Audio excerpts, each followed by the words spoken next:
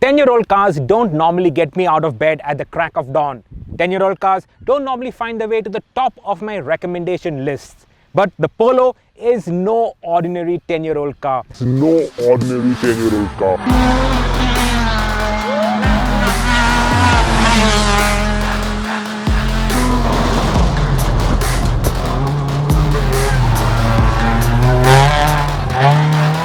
This still looks fresh, this still is interesting, this still is good to drive, and now it's got the 1 litre TSI engine that all of y'all have been asking about.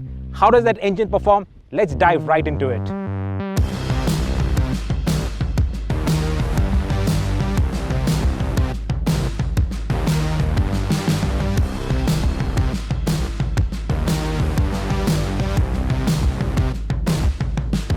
Visually, what's new on the new Polo? Well, apart from this TSI power sticker and some graphic stickers on the side, not much really. It's like that old Hero Honda school. Slap on new stickers on a Splendor and voila, you have a new Splendor. But alright, I'm just kidding. At least the new Polo has a new engine, and it's a testimony to the inherent rightness of the Polo that no matter what you do, the Polo continues to look good. The timeless lines, the crisp lines, it actually is still appealing, and you slap on a new color and the Polo, it continues to look fresh.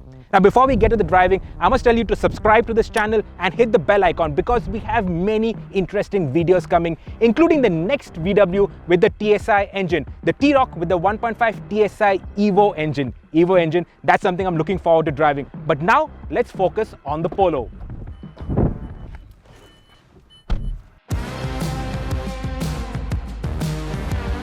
So let's dive right into what is new with this Polo, and that is the 1 litre TSI engine. Now this is different from the earlier 1.2 TSI. This is a 3-cylinder, it's not a 4-cylinder. It continues to have direct petrol injection and it is turbocharged. Now for the figures, this is 5 bhp up on the earlier 1.2 TSI. So it makes 108.5 bhp.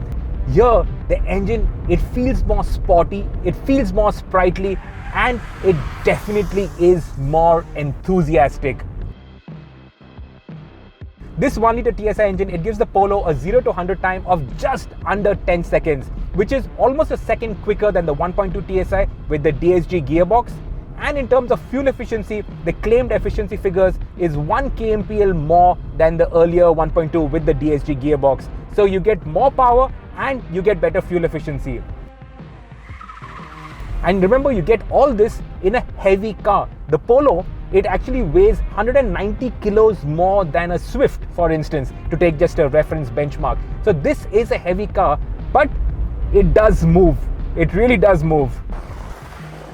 Now the gearbox, you no longer get a DSG gearbox with the Polo. The GT, it comes with a normal 6-speed torque converter, and this TSI edition, it comes with a 6-speed manual gearbox. Now this is a new gearbox, but it has a typical Volkswagen shift action.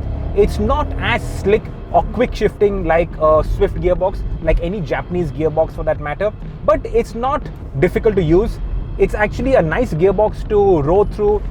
You enjoy using this box, and obviously you enjoy using this box because the more you use it, the better performance you get and the more speed the Polo delivers. It's a gearbox that you actually get used to in time, and it works just how you would expect a sporty gearbox to work. So as you can hear, the engine is a bit more noisy than the earlier 4-cylinder. This is a 3-cylinder, so the 3-cylinder refinement is not as good, is not as creamy as a 4-cylinder. It's not a silent motor, you can hear it, but the difference is it is not an irritating noise. You don't get tired of the noise. It sounds sporty and enthusiastic. It sounds like it is working for its dinner. For an enthusiast, this motor is going to come as a big surprise, a big boon. Everybody is going to really enjoy caning this motor. Now the Polo was always an enthusiastic car, and that does not change with this new TSI engine. The chassis, the dynamics, all of it remains the same, and it remains a brilliant car to throw around corners. It puts such a big wide smile on your face. The damping is brilliant, so all these bumps doesn't throw the car around.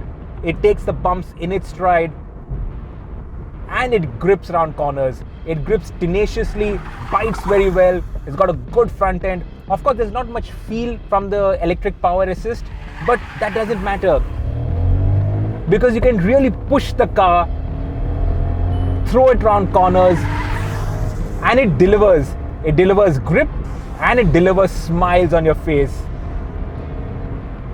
Also, when you take it out on the highway, the stability at speed of the Polo is unparalleled in its class. The Polo, it can spin up its tires. Unlike the 1.2 TSI that had traction control and you couldn't switch that off completely, here this doesn't have traction control. So you can light up the front tires and have a ball. The interiors of the Polo, now nothing has changed, and I mean nothing, absolutely nothing has changed. The touchscreen infotainment is a 6.5-inch touchscreen, which seems quite small compared to the current standards, but it has Apple CarPlay, Google, Android Auto, so in that sense the connectivity options are there. The dials, they are normal analog dials, they're not a digital screen, so that also feels very familiar, though it's actually nice to see analog dials. The steering wheel, it's the same, but it's a fantastic unit, flat bottomed, very nice tactile feel to it, and feels and looks very high quality and premium. The cabin, it's got this all black interior theme, which actually looks quite good, but it is dated. There is no two ways about that. This is something that we've seen for the past 10 years and nothing really has changed on that front. But the Polo, it has its strengths. The steering, it adjusts for both reach as well as rake. The seat, it adjusts for height, so you can get a very good driving position. The Polo, it still does not have a sunroof, unlike all other cars in its class. But that is a good thing because Volkswagen, they haven't compromised on torsional rigidity of the Polo. And it's the torsional rigidity that gives it the handling as well as the safety. Now I have to tell you, the Polo, it feels safe, it feels secure. No other car in this class feels as safe as the Polo does. And of course, it has the NCAP stars to back up those claims. In fact, it's the torsional rigidity that makes it such a good rally car also.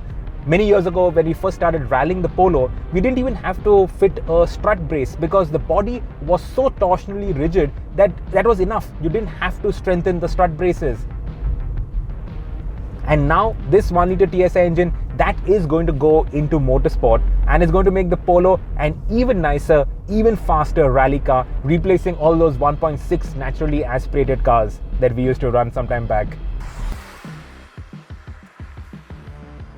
And finally, the pricing. Now, pricing has always been the issue, especially with the Volkswagen Polo. In fact, if they had priced it right in the beginning, it would have sold in far more numbers. But anyway, the past is the past. Right now, the present, this TSI edition of the Polo is priced at 7.89 lakh rupees, which I'll tell you is really, really good pricing for a very desirable car. Now, the Polo is 10 years old. There is no getting away from it. But it still looks contemporary, and in terms of the dynamics, and now with the performance, with this manual gearbox, it is top of the class. What other cars do you get at this price? You get the Neos Turbo, which is a few thousand rupees less than the Polo. You get the Swift. The top of the line Swift is around 30,000 cheaper than this TSI edition. So that means this TSI edition is actually priced in a very sweet spot.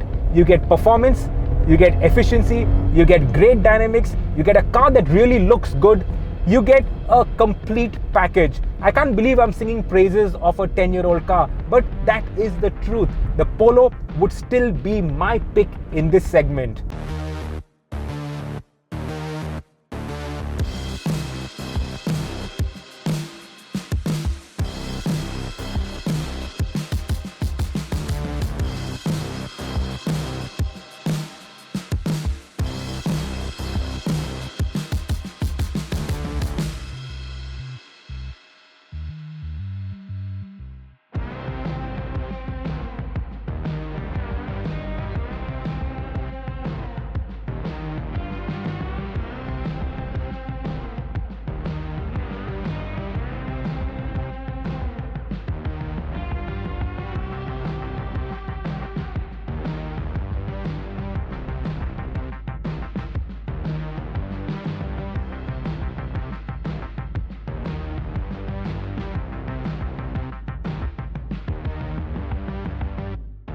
Subscribe to the Evo India channel and hit the bell icon to keep pace with the thrill of driving.